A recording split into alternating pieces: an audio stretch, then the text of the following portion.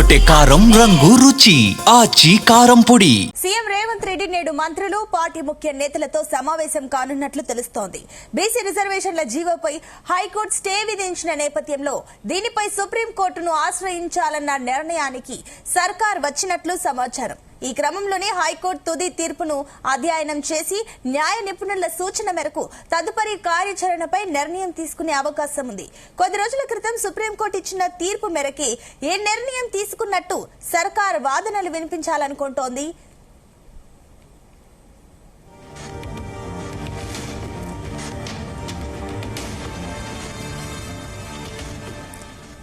BC రిజర్వేషన్ల జీవోపై high court stay ఇచ్చిన నేపథ్యంలో సుప్రీం ని ఆశ్రయించే యోచనలో అటు సర్కార్ ఉంది. ఇదే అంశానికి సంబంధించి మరిన్ని details chief news coordinator Radhakrishna live ద్వారా అందిస్తారు.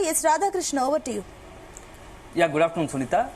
నిన్న హైకోర్టు, రాష్ట్ర అత్యున్నత న్యాయస్థానం హైకోర్టు బీసీలకు 40% రిజర్వేషన్ పై ఇచ్చినటువంటి ప్రత్యేక జీవో నంబర్ 9 పై స్టే విధించిన ముఖ్యాంశం అయితే అదే సందర్భంలో స్థానిక సంస్థల ఎన్నికల నిర్వహణపై స్టే విధించింది. సో ఈ మొత్తం వ్యవహారంలో రాష్ట్ర ప్రభుత్వం ఒకసారి ఏంటంటే ఊహించని పరిణామంగా భావించింది. ఎందుకంటే మొన్న వాదనలు పూర్తి స్థాయిలో వినిపించారు. సో నిన్న వాదనలు ముగిశాయి.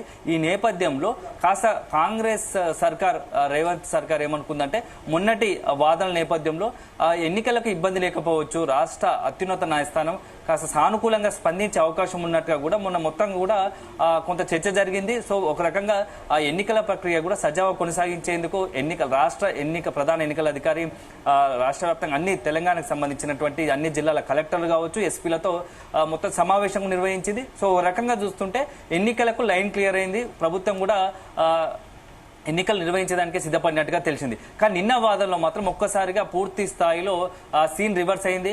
సో ఒక రకంగా కాంగ్రెస్ ప్రభుత్వము రేవంత్ సర్కార్ కు ఊహించని పరిణామంగా భావించాల్సి ఉంటుంది. ఎందుకంటే నిన్న నామినేషన్లు కూడా తీసుకోవాలనుకుంది. ఒక రకంగా నామినేషన్లు త్వరి గంటలోనే కాంగ్రెస్ నుంచి పెద్ద స్థాయిలో నామినేషన్లు వేయించడానికి కాంగ్రెస్ పార్టీ ప్లాన్ చేసింది.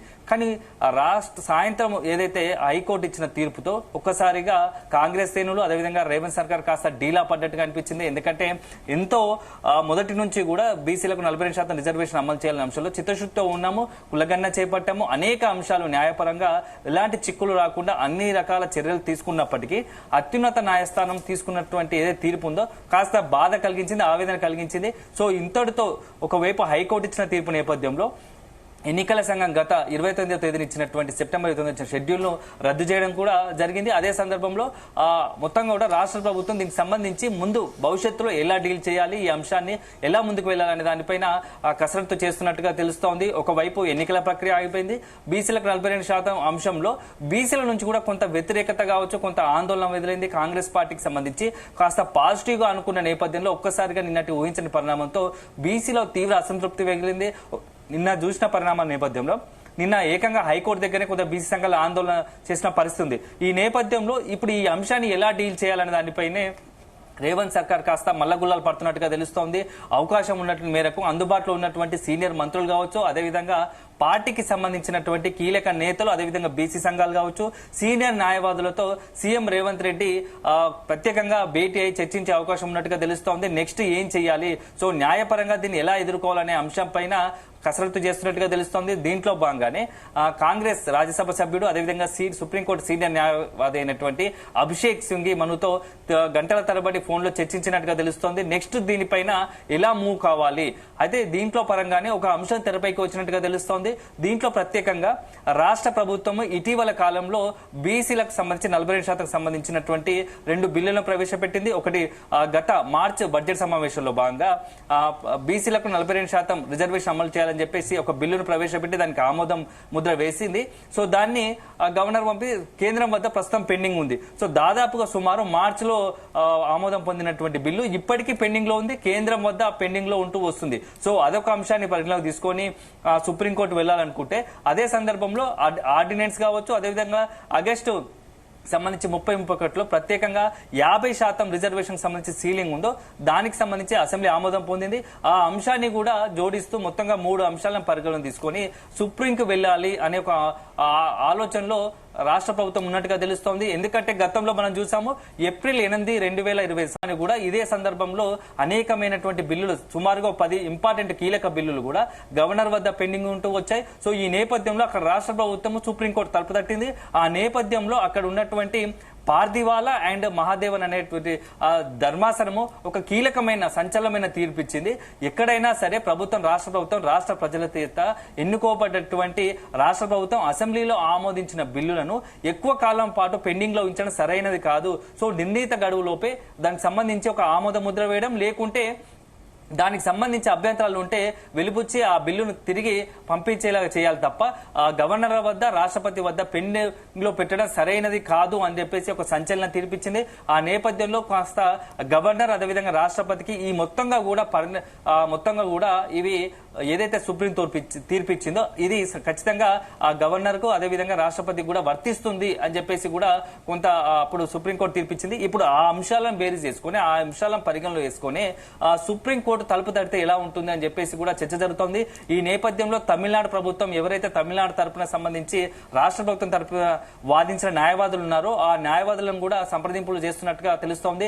రేవంత్ సర్కార్ అదేవిధంగా అభిషేక్ మను సింఘ్వితో కూడినటువంటి ఒక సీనియర్ న్యాయవాదుల బృందం ఈ అంశాలను టార్గెట్ చేసుకుని దాంట్లో పొందుపరిచి అదే సందర్భంలో ఇప్పుడు మరొకటి అంశం ఏంటంటే రాష్ట్ర ప్రభుత్వం ప్రత్యేకంగా ఇచ్చినటువంటి ఆర్డినెన్స్ కావచ్చు, అదేవిధంగా బీసీలకు 42% అమలు చేయాలని ఇచ్చినటువంటి ప్రత్యేక జీవో నంబర్ 9 ఉందో దాన్ని కూడా కొంత సుప్రీంకోర్టులో ఒక పిల్ దాఖలు చేయాలనుకుంటుంది. ఎందుకంటే రాష్ట్ర ప్రభుత్వం గతంలో ఇచ్చినటువంటి సుప్రీం గైడ్ లైన్స్ ఆధారంగానే ఏదైతే రిజర్వేషన్ అమలు చేయాలనే అంశంలో ఏవైతే కొన్ని కీలక ప్రతిపాదన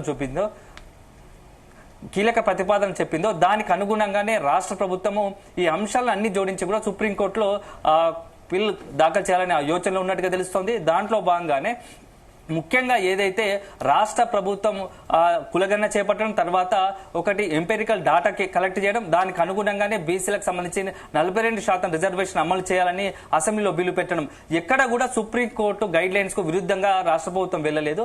రాష్ట్ర ప్రభుత్వం సుప్రీంకోర్టు గైడ్ లైన్స్ ప్రకారమే ముందుకు వెళ్ళింది. అయినప్పటికీ కొంతమంది రిజర్వేషన్ అమలు చేయాలనే ఒక ఉద్దేశంతో వెళ్తే కొంతమంది హైకోర్టులో వేశారు. సో దీనికి ఖచ్చితంగా మీరు ఒక మానవతా దృక్పథంతో, ఎందుకంటే తెలంగాణలో బీసీల జనాభా ఎక్కువ స్థాయిలో ఉంది, దాదాపు సుమారు 58% ఉన్నారు. వాళ్లకు రాష్ట్ర ప్రభుత్వం తరపున ఒక బాధ్యత తీసుకుని వాళ్ళ వెనుకబడిన వారికి, బడుగు బలహీన వర్గాలకు న్యాయం చేయాలనే ఒక ఉద్దేశంతో రాజకీయంగా విద్యా ఉపాధి ఉద్యోగ అవకాశాల్లో ఒక సముచిత స్థానం కల్పించాలనే ఒక ఉద్దేశంతో రాష్ట్ర ప్రభుత్వం నిర్ణయం తీసుకుంది. సో దీన్ని ఖచ్చితంగా మీరు ఒక మంచి ఉద్దేశంగా భరించి సుప్రీంకోర్టులో కేసు వేసి దాంట్లో భాగంగా అనుకూలంగా తీర్పు వచ్చేలా వాదనలు వినిపించాలని ఒక ఆలోచనతో రేవంత్ సర్కార్ ఉన్నట్టుగా తెలుస్తోంది. సో ఏదేమైనా ఇప్పుడు సుప్రీంకోర్టుకు సంబంధించి నెక్స్ట్ ఏం చేయాలి, ఎలాంటి వాదాలు వినిపించాలి దానిపైనే రేవంత్ సర్కార్ ఒక వైపు ప్లాన్ చేస్తోంది. ఎందుకంటే ఒక రకంగా ఇప్పుడు రేవంత్ సర్కార్ కు రాజకీయంగా కూడా కాస్త ఇబ్బందికర పరిణామంగా మారింది. ఒకవైపు బీఆర్ఎస్, బీజేపీ, అదేవిధంగా బీసీ సంఘాలు ఈ మూడు కూడా ముప్పేటగా రాజకీయంగా కాంగ్రెస్ పార్టీపై, అధికార పార్టీపై దాడికి దిగుతున్నాయి, విమర్శలు చేస్తున్న నేపథ్యంలో దీని నుంచి మొత్తంగా కూడా బయటపడాలంటే ఏం చేయాలనే దానిపైనే ఒకవైపు న్యాయ సలహాలు తీసుకుంటూనే రాజకీయంగా కూడా మనం ఎలాంటి ఎత్తుగడలు వేయాలి, ఎలాంటి వ్యూహాలు రచించాలనే దానిపైన కాంగ్రెస్ పార్టీ అదేవిధంగా సీనియర్ మంత్రులు, ఇతరత్ర న్యాయవాదులు, బీసీ సంఘాలను కలుపుకొని పోయి ముందుకు వెళ్లాలని ఒక ఆలోచనలో రాష్ట్ర ప్రభుత్వం ఉన్నట్టుగా తెలుస్తోంది. సునీత.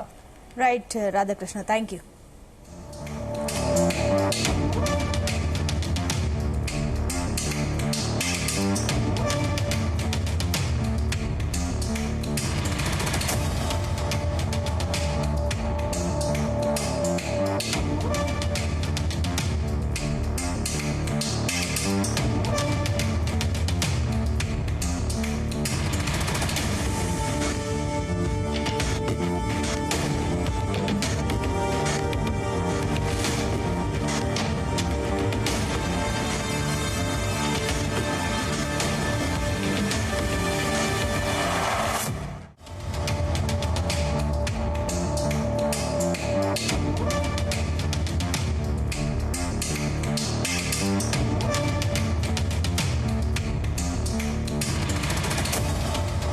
గుమగుమల వంటలే తెరకొట్టే కారం రంగు రుచి ఆచి కారం పొడి.